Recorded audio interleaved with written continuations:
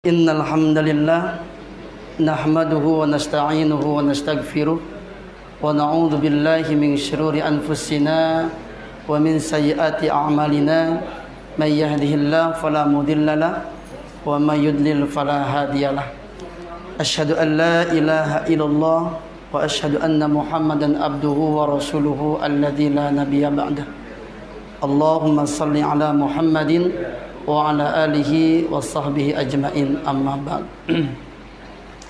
Bapak-bapak jamaah mushola al-ukhwah, jamaah salat isya dan tarawih yang dirahmati Allah Subhanahu wa taala. Puji syukur hanya milik Allah Subhanahu wa taala. Mudah-mudahan kita semua dengan wasilah Ramadan ini istiqomah menjadi hamba-hamba Allah yang pandai mensyukuri nikmat Allah Subhanahu wa taala. Karena kata Allah Subhanahu wa taala, la in syakartum la azidannakum. Barang siapa yang bersyukur atas nikmatku, maka la azidannakum, kami akan tambahkan nikmatnya. Jadi apabila nikmat kita ingin ditambah oleh Allah Subhanahu wa taala, maka kuncinya bersyukur, ya. Berterima kasih kepada Sang Pemberi nikmat. Terutama nikmat iman dan Islam yang ada dalam diri kita. Dua nikmat yang akan menyelamatkan umat manusia dari gejolak api neraka. Dua nikmat yang membedakan seseorang hina dan mulia di hadapan Allah Subhanahu wa taala. Mudah-mudahan kita senantiasa tetap istiqomah dalam iman dan Islam sampai ajal menjemput diri kita semua. Amin ya Allah ya rabbal alamin. Salawat teriring salam mudah-mudahan selamanya tetap dicurah limpahkan kepada Nabi kita, uswah dan qudwah hasanah kita, yakni Nabi besar Muhammad sallallahu alaihi wasallam. Beliau adalah role model untuk membangun syakhsiyah thayyibah, role model untuk membangun qaryah thayyibah, ahlut thayyibah. Apabila kita menginginkan diri yang baik, yang senantiasa diridhoi oleh Allah Subhanahu wa taala, Muhammad jadi model contoh kita semua. Apabila rumah tangga kita menginginkan rumah tangga sakinah dan mawaddah warahmah, contohnya bukan orang barat, contohnya ada dalam pribadi Nabi Muhammad dengan para istri-istrinya. Apabila kita menginginkan sebuah negara baldah thayyibah wa rabbun ghafur, sebagaimana digambarkan dalam Al-Quran, kuncinya menjalankan apa yang dicontohkan oleh Rasulullah SAW. Apabila negara jauh dari kepemimpinan Nabi Muhammad di dalam konsep sistem kehidupannya, jangan harap kebahagiaan, keadilan itu akan kita rasakan. Hadirin jamaah salat isya dan tarawih yang dirahmati Allah Subhanahu wa taala. Terima kasih sebelumnya saya ucapkan kepada pengurus DKM Mushola Al-Ukhwah yang telah memberikan jadwal kepada saya melewati Pak Haji Herdian. Terima kasih atas kepercayaannya untuk menyambung silaturahim ya Pak. Dulu saya tinggal di sini Pak bersama Pak Undang ya. Sekarang Pak Undang nggak pindah ke Kanwil. Ya Bu Haninya di pusat. Di sini kosong ya Pak. Saya sekarang aktif di GDC. Dari 2011 saya tinggal di GDC sampai sekarang. Ditunggu-tunggu main sepedanya Pak Agus gak ada. Ya, saya suka nunggu mana nih rombongan dari Bela Kasa, gak ada. Kalau ada kita bisa bareng-bareng nanti Pak. Bapak Ibu sekalian, apabila kita menginginkan kemuliaan, ternyata Allah menghadirkan sebuah kitab yang apabila disandingkan dengannya itu menjadi mulia Pak. Kitab apa namanya Pak? Kitab Al-Quran. Sesuatu hal apabila disandingkan dengan Al-Quran jadi mulia. Ramadan itu dikatakan Syahrul Karim, bulan yang mulia. Kenapa? Karena di malam Ramadan ada yang dinamakan dengan malam Lailatul Qadar, di mana diturunkannya Al-Quran. Jadi Ramadan ini tidak ada apa-apanya kalau tidak ada Al-Quran. Justru mulianya Ramadan ini karena ada Al-Quran diturunkan oleh Allah Subhanahu wa Ta'ala melalui pelantara malaikat Jibril kepada Nabi Muhammad. Nabi Muhammad memperjuangkannya selama 23 tahun terbagi dua kategori, Makkiyah dan Madinah, beres Pak, sampai kita merasakan Islam sampai saat ini. Kalau kita mengingat perjuangannya, masih ada yang aktif nonton di MNC Pak, setiap jam 3:30 ya. Itu bagaimana perjuangan Umar dari mulai Nabi Muhammad, Abu Bakar, sekarang lagi Khalifah Amirul Mukminin Umar bin Khattab. Kalau kita mengacak ke sana, mencermin ke sana, pantaskah kita leha-leha di dalam Islam? Pantaskah kita leha-leha di dalam kitab suci Al-Quran? Apakah Al-Quran cukup jadikan sebagai hiasan di lemari? Apakah cukup pelengkap di HP kita? Kalau kita melihat perjuangan para sahabat memperjuangkan manusia supaya mengimani Allah, melakukan sistem Al-Quran dalam kehidupannya, luar biasa. Halangan, rintangan, peperangan dilewati segala macamnya. Banyak para syuhada yang meninggal syahid. Kita sampai saat ini. Jadi Ramadan itu tidak ada apa-apanya kalau tidak Al-Quran. Maka ketika Ramadan 1 bulan disandingkan dengan Al-Quran, menjadi Syahrul Mubarak, Syahrul Karim, bulan yang penuh berkah, bulan yang penuh kemuliaan. Ketika Nabi Muhammad pun sama. Untuk melengkapi, menyempurnakan kerasulannya, Allah turunkan Al-Quran. Kana ummatan wahidah. Sesungguhnya kalian itu dulunya adalah umat yang satu. Faba'atsallahu nabiyyina mubasyirina wa mundirin. Kemudian kami turunkan nabi sebagai pemberi kabar gembira dan peringatan. Wa anzala ma'ahumul kitaba bil haqqi liyahkuma bainan nas. Kemudian kami iringi berserta Nabi Muhammad itu, kerasulan itu, Al-Quran sebagai solusi kehidupan bagaimana Nabi Muhammad supaya sukses membawa umatnya. Nabi Muhammad menjadi mulia karena dasar Al-Quran. Jadi apapun apabila disandingkan dengan Al-Quran menjadi mulia. Nah sekarang Ramadan hadir di tengah-tengah kita semua. Apabila kita ingin mulia di hadapan Allah dunia dan akhirat, jangan lalaikan Al-Quran Pak. Mulai dari tilawahnya, mulai dari memahaminya, mulai dari mentadaburinya, dan berusaha untuk menghafal dan melaksanakan apa yang ada dalam Al-Quran. Insya Allah kita akan mulia. Apabila seseorang jauh dengan Al-Quran, mustahil dia akan meraih kemuliaan di hadapan Allah Subhanahu wa Ta'ala.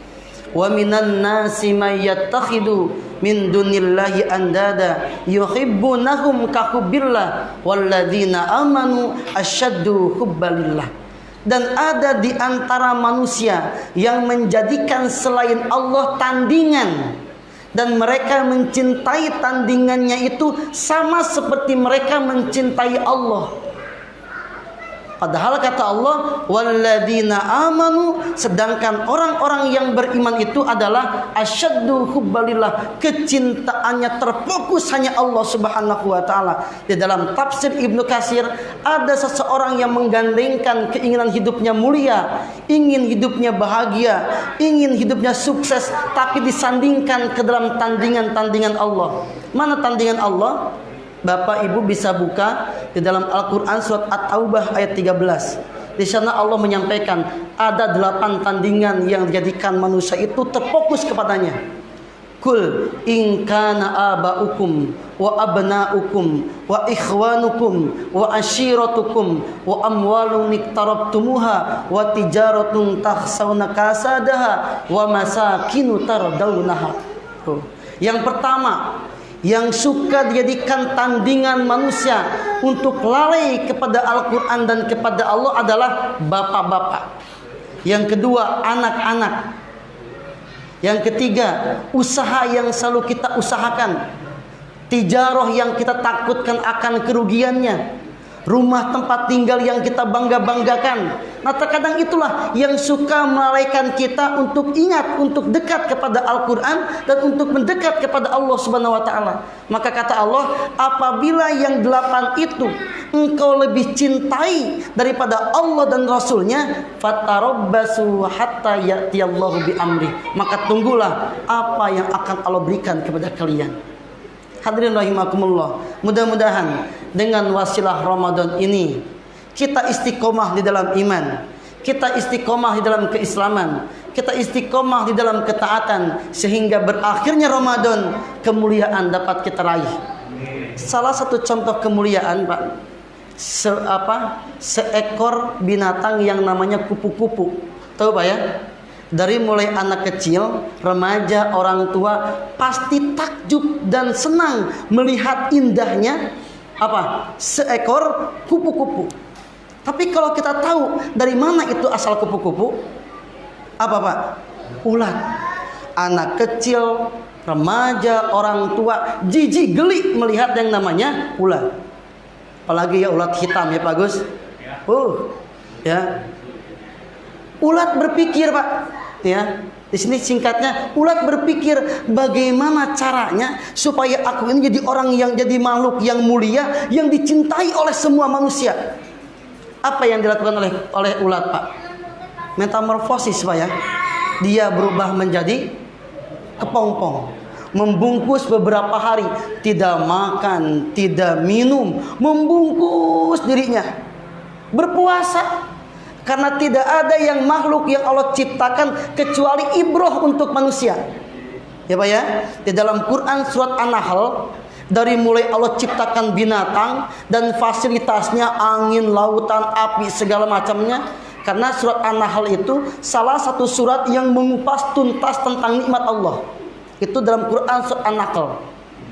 Maka tidak ada makhluk selain manusia yang Allah turunkan, dihadirkan kepada manusia kecuali ibroh untuk manusia mengambil pelajaran. Itu ulat berpikir bagaimana caranya supaya aku jadi makhluk yang dicintai oleh manusia. Dia berpuasa, metamorfosis jadi kepompong beberapa hari. Dia tidak makan dan tidak minum, dibungkus Pak. Maka saya kalau lagi nyiram bunga depan rumah tuh Pak, pohon mangga, jambu, kalau ada kepompong tuh, Mi awas, hati-hati Mi, hati-hati jangan diganggu. Karena itu makhluk Allah lagi berpikir supaya jadi makhluk yang mulia. Beres masa kepompongnya Pak, lahir terbang, ya Allah. Subhanallah, warnanya Pak indah-indah. Bahkan kalau sudah jadi kupu-kupu Pak, kalau di Jawa, walau-walau kalau di Jawa mana nih, suka ada istilah mitos ya, apabila rumah kedatangan kupu-kupu suka bawa tamu, yang bawa rezeki, kan gitu Pak ya. Wah, apalagi ada kupu-kupu yang besar, namanya kupu sirama-rama kan, kupu yang indah warnanya nempel di tembok depan rumah tuh Pak. Itu bukan diusir sama yang punya rumah. Alhamdulillah besok kita akan kedatangan tamu dan tamunya pasti gak sia-sia nih. Sampai seperti itunya Pak, meskipun kita gak boleh seperti itu. Tapi kalau ulat ke rumah, coba bayangin Pak. Tapi kalau sudah jadi kupu-kupu, sudah jadi gambaran kebaikan. Nah, setelah jadi kupu-kupu, tanda kemuliaannya kupu-kupu apa Pak? Makanan kupu-kupu itu tidak lagi makan daun. Kalau ulat kan merusak sampai habis daunnya. Maka ketika kaum pasukan gajah dihancurkan oleh Allah Subhanahu wa taala, ya, surat Al-Fil itu bagaikan dihancurkan oleh Allah dengan batu dari surga itu, kerikil dari surga itu sampai ke seperti daun yang dimakan oleh ulat, hausah.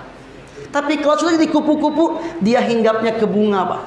Dia sedot, dia hisap sari-sari bunganya, ambil madu, pindah ke bunga ini jadi bunga, pindah ke pohon ini jadi bunga, tebaran kebaikan. Maka orang yang bertakwa itu adalah orang yang menggandengkan hidupnya dengan Al-Quran, sehingga kehidupannya penuh dengan kemuliaannya, tinggal di masyarakat menjadi sejuk bagi para tetangganya, selalu memberikan manfaat. Itulah orang yang bertakwa. Nah, itu semua akan diraih apabila kita dekat dengan Al-Quran. Dekat dengan Al-Quran bukan hanya dirangkul, tapi dibaca, diterjemahkan, ditadaburi, difahami, berusaha untuk diamalkan. Ketika Al-Quran diamalkan,